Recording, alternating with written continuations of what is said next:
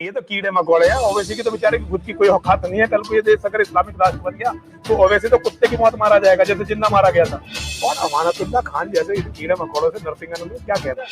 अमानतुल्लाह खान ने बिल्कुल सच सिद्ध कर दिया। मैंने यही तो कहा कि तुम्हारी गर्दन काटेंगे सबकी। अमानतुल्लाह खान ने कह दिया भाई अगर शरीयत होती तो इसकी जुबान भी काटी जाती, गर्दन भी काटी जाती। उसका तो धन्यवाद है।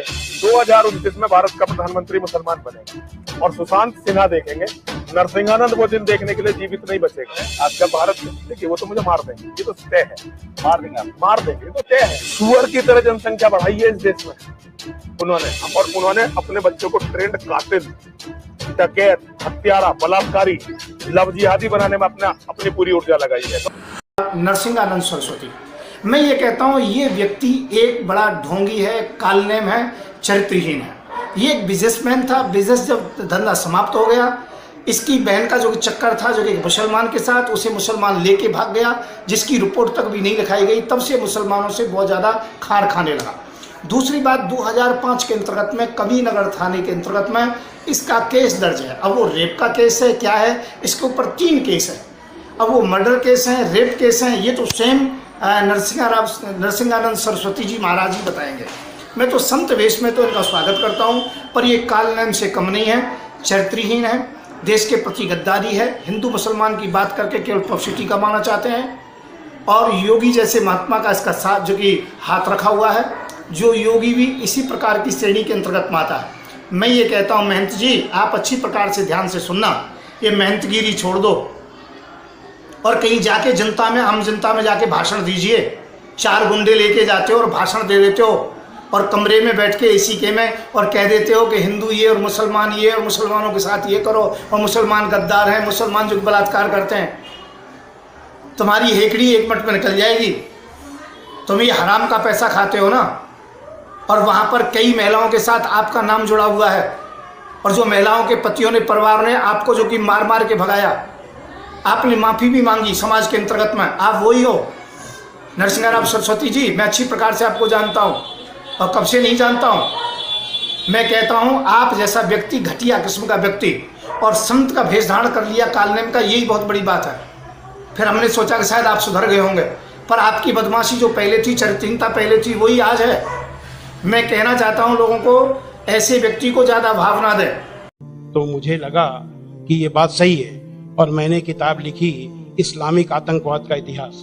बाला साहब ठाकरे को बहुत पसंद आई। उन्होंने उसका अंग्रेजी ट्रांसलेशन कराया, the history of Islamic terrorism के नाम से। बाद में एक सज्जन ने, अब मैं वहां आ रहा हूं कि मेरा सोच कैसे बदला।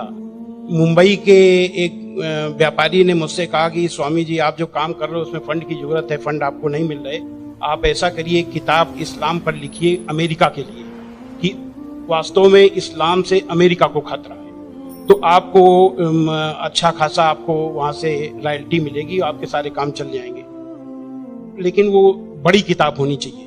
उसको लिखने के लिए मैंने हजरत मोहम्मद सल्लल्लाहु अलैहि वसल्लम की जीवनी पढ़ी। जब जीवनी पढ़ी तो जो कुरान मजीद की आयतों को मैंने आतंकवाद से जोड़ा था कि इन आयतों की वजह से आतंकवादी बनते हैं, लेकिन जीवनी पढ़ने के बाद मुझे लगा कि ये आयतें आतंकवाद को रोकने के लिए हैं, आतंकवादियों को। सुभान अल्लाह। क्योंकि उनमें जो युद्ध का आदेश था वो आतंकवाद और आतंकवादियों के विरुद्ध था। तो मुझे लगा कि मुझसे बहुत बड़ी गलती हो गई। एक धर्माचार्य से ऐसी गलती नहीं होनी चाहिए। और वो गलती क्यों हुई? वो गलती का जिम्मेदार मैं नहीं था, उस गलती का जिम्मेदार अनुवाद करने वाला था, जिसने ये नहीं बताया कि आयत का मतलब कैसे समझे। किसी भी, हम यहाँ जो गैर मुस्लिम भाई होंगे उनको मैं बताऊं कि आयत का मतलब समझने के लिए जरूरी है कि आयत क्यों और किन परिस्थितियों में आई। ये जब जानेंगे तभी सही अर्थ मालूम होगा। तो ये जानने के बाद मैंने एक दूसरी किताब लिखी, इस्लाम आतंक या आदर्श, यानी इस्लाम में आतंक नहीं, आदर्श ही आदर्श है। और इसका हम दूसरा उदाहरण और हम दे रहे हैं क्योंकि हमने एक दूसरी किताब भी लिखी है। एक बार मैं जा रहा था, अभी थोड़े दिन की बात है, तो एक सज्जन से मेरी बातचीत होने लगी। मैंने कहा इस्लाम में आतंकवाद है ही नहीं। तो उन्होंने क्या किया, अपने मोबाइल में दिखाया एक इंटरनेट से कि आज से 100 साल पहले ब्रिटिश पार्लियामेंट में एक भूतपूर्व जो प्रधानमंत्री विलियम ग्लैडस्टोन थे, उन्होंने कुरान मजीद को लहराते हुए उसके बारे में कुछ नेगेटिव चीजें कही थी। तो मुझे बिल्कुल अपनी बात याद आ गई कि जैसे मैंने गलत समझा वैसे विलियम ग्लैडस्टोन ने भी गलत समझा, और उसके जिम्मेदार वो नहीं अनुवाद करने वाले थे, क्योंकि उन्होंने सही अनुवाद उसको सही ढंग से एक्सप्लेन क्यों नहीं किया। तो मुझे लगा कि अब इस पर भी एक किताब लिखने की जरूरत है। तो मैंने एक दूसरी किताब लिखी है, कुरान जीने की कला। अब इन सारी चीजों जो मैंने इस्लाम को देखा, कुरान को देखा, उसके हिसाब से मैं एक छोटे से निष्कर्ष पे पहुंचा कि इंसान में इंसानियत लाने के तरीके का नाम इस्लाम है। ये कुरान में बहुत ही सख्ती से पालन करने के लिए कहा गया है। अभी तक आप लोगों ने देखा होगा कि जो गैर मुस्लिम भाई हो सुने कि किसी भी मर्द को देख करके औरत को अपनी निगाहें नीची कर लेना चाहिए, लेकिन कुरान का क्या हुक्म है? कुरान के सूरा 24 आयत नंबर 30 में है, ऐ मोहम्मद मोमिनों से कह दो कि वे अपनी गैर जो भी महिलाएं हैं जो उनको देख करके अपनी निगाहें नीची रखा करें और अपनी शर्मगाहों की हिफाजत करें। यानी जब सुभान अल्लाह, मर्द जब अपनी पत्नी के सिवा किसी को देखे तो आंख न मिलाए उससे, अपनी निगाहें नीची कर ले और मर्यादा में रहे। ये पुरुष के लिए ये बनाया गया नियम, और यही नियम औरत के लिए भी, दोनों के लिए वही नियम बनाए गए। ये नहीं कि केवल औरत के लिए। मर्द कहते हैं कि इस्लाम में औरत को दबाया जाता है, लेकिन मर्द के लिए कितना सख्ती से नियम बनाया गया। संविधान के साथ जो लोग खिलवाड़ कर रहे हैं उन्हें यह बताया जाए कि यह हिंदुस्तान है, किसी के बाप की जागीर नहीं है। हम आए थे इस दुनिया में अल्लाह की इबादत के लिए, लेकिन हम कहीं ना कहीं अपने मौकिफ से, अपने गोल से, अपने हदफ से दूर होते जा रहे हैं। यही वजह है कि नरसिंहानंद और इन जैसे बहुत सारे लोग जिनकी यह औकात भी नहीं है कि वो अपना मुंह धो करके मुस्तफ़ा अलैहिस्सलाम का नाम ले सकें, वो सीना तान के आज बदतमीजी कर रहे हैं क्योंकि हम कमजोर हैं। कि इस वक्त जो मुल्क के हालात हैं, जो इंटॉलरेंस की एक फिजा चारों तरफ गर्म की जा रही है,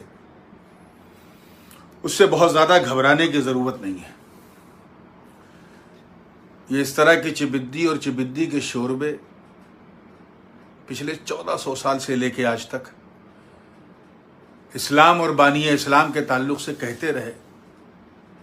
कभी तो इन्हें लोगों ने जवाब दिया, कभी हालात ने जवाब दिया, कभी उस दौर की हुकूमतों ने जवाब दिया, कभी उलमा और अवाम ने जवाब दिया। जवाब मिलता रहेगा। यहां एक बात काबिल गौर है कि ये जो नरसिंहानंद ने गुस्ताखी की है, जाहिर सी बात है इतना खुल करके सोशल मीडिया के थ्रू अपनी बात को फैला रहा है और चारों तरफ से उसकी गिरफ्तारियों का मुतालबा भी हो रहा है। हर चार जानिब से उसके खिलाफ FIR भी दाखिल हो रही, लेकिन अभी तक उसके खिलाफ कोई कानूनी चाराजोई नहीं हो सकी है। मुझे पिछली मर्तबा बुलाकर पुलिस डिपार्टमेंट से, प्रशासन से दबाव डाला गया। अचानक मेरे घर पर पुलिस और ऑफिस को धक्का देकर के अंदर पुलिस और बगैर किसी नोटिस के पुलिस वालों ने मेरी ऑफिस पर इस तरह से आकर के तमाशा किया। फिर मुझे दबाव ये डाला कि आप उसके खिलाफ ना बोले। मैंने ये कहा था आप अपनी ड्यूटी पूरी करें और उस शख्स को, मलून को गिरफ्तार करें या हमारा आमना सामना करवाएं, फिर हम बंद कर। नरसिंहानंद सरस्वती, मैं गुरी का सीधे फिट मैं शाहजहानपुर से आज पुलिस अरेस्ट पे हूं। ये मेरे पीछे आप देख सकते हैं पुलिस की गाड़ियां हैं, मेरे आगे देख सकते हैं आप पुलिस की गाड़ियां हैं। ये सारी नरसिंहानंद सरस्वती, मैं गुरी का सीधे फिट मैं शाहजहानपुर से आज पुलिस अरेस्ट पे हूं। ये मेरे पीछे आप देख सकते हैं पुलिस की गाड़ियां हैं, मेरे आगे देख सकते हैं आप, पुलिस की गाड़ियां हैं ये सारी। प्रथा का प्रारंभ किया मैंने कि जब जगत गुरु शंकराचार्य भी मुसलमानों के बीच में जाकर के उनके प्रेम को समझ सके और इस्लाम की सच्चाई को जान करके इस्लाम को सारी दुनिया में एक इंसानियत का सबसे बड़ा पाठ सिखाने वाला धर्म मानने के लिए लोगों को समझावे।